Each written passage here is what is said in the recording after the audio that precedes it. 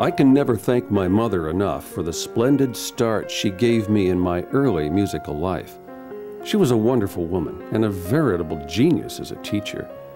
There is one thing in particular for which I am everlastingly grateful to her.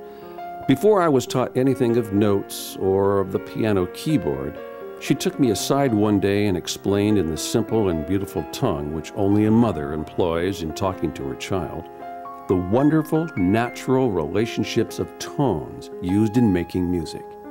I have since come to consider this the most important and yet the most neglected step in music education.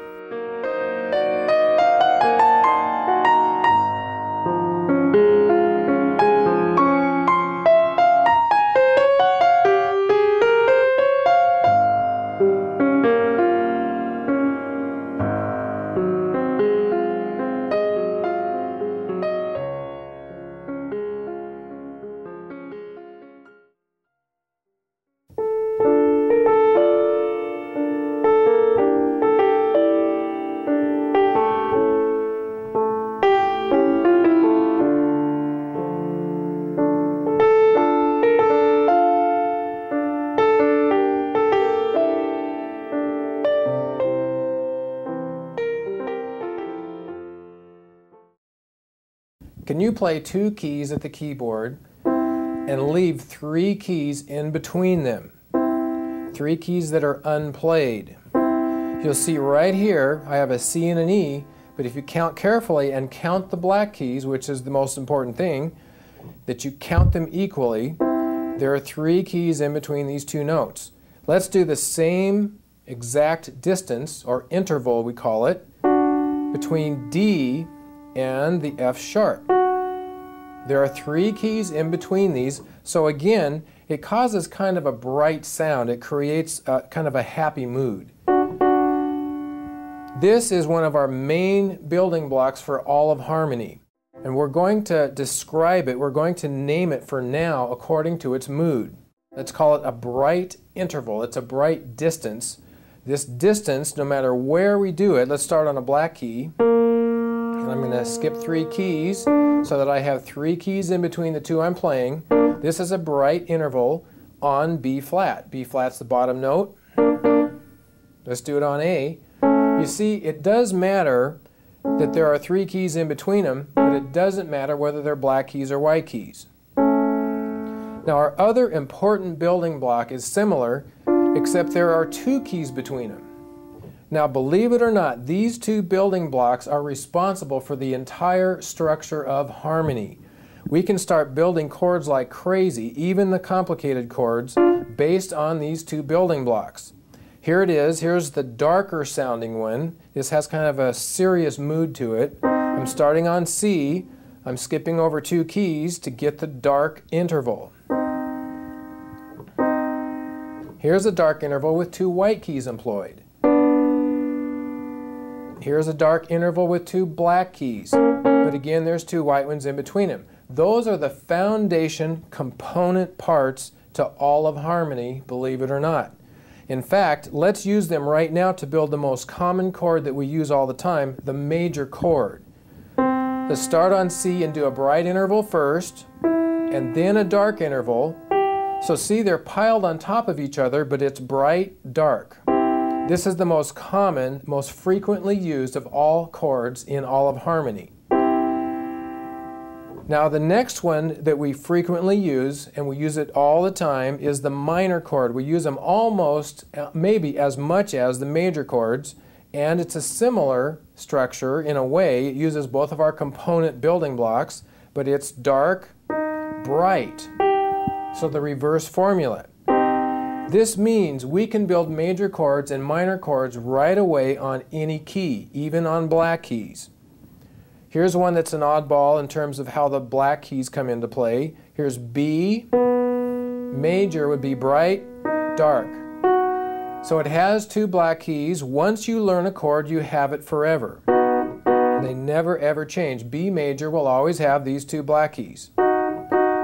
So we will become accustomed to employing black keys all of the time because it's irrelevant whether they're black or white once you see the structure.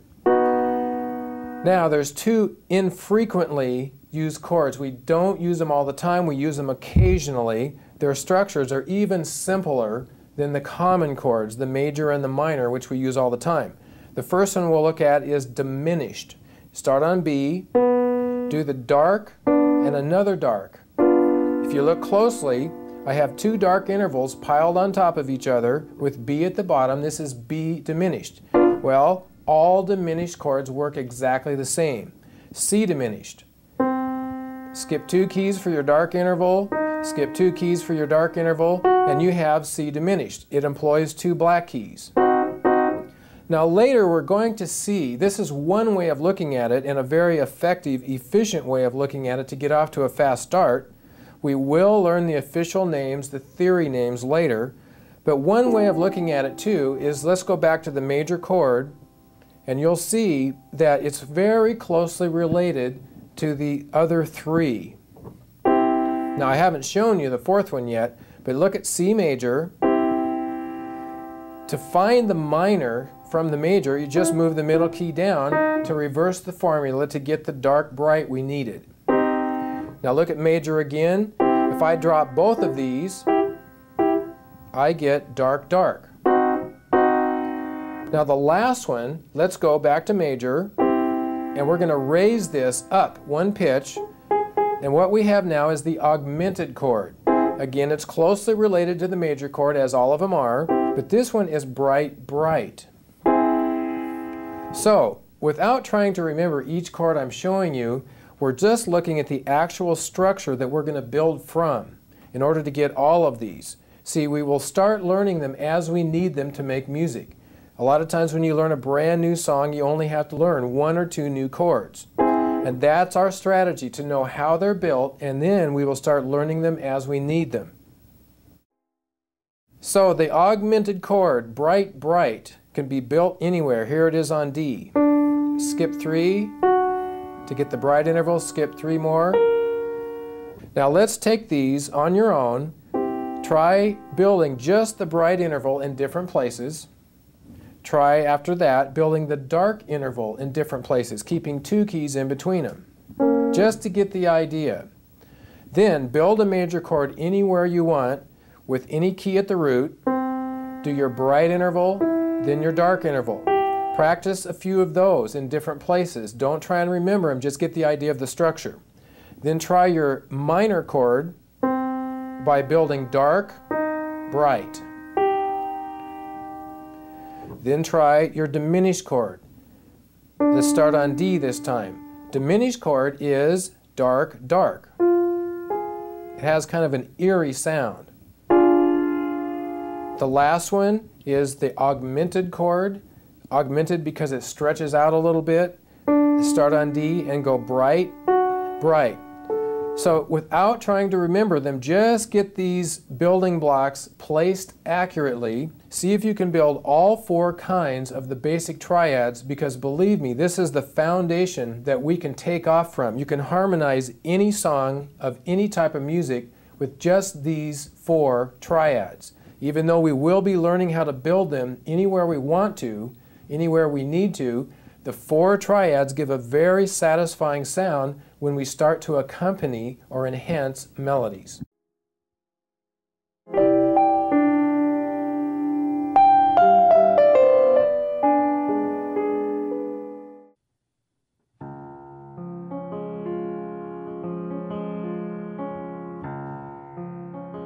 Remember, there are just 2 building blocks that form the base for all the sounds we recognize as music. If you leave 3 keys between the 2 keys you are playing, this creates a bright sound. If you leave 2 keys between the 2 keys you are playing, this creates a dark sound. You can play these 2 building blocks of music anywhere on the keyboard. Any white key or any black key can be the bottom note. Understanding the simple structure of these 2 building blocks will enable you to see in the very next lesson how all music comes from a few simple patterns. Even if you do not know the names of the keys at this point, this is the best way to understand how music is structured, which is of course the best way to learn how to play the piano. In the next lesson, starting in about 1 minute, we demonstrate how the 4 foundation chords, the major chord, the minor chord, the diminished chord, and the augmented chord are all created from the bright and the dark building blocks we have shown you. After this demonstration, you'll be able to play each of the 4 foundation chords anywhere on the keyboard, with any white key or any black key used as the bottom note of the chord. This is how we learn to add the right notes, the supporting tones, to the melody of any song, for all of the different kinds of music.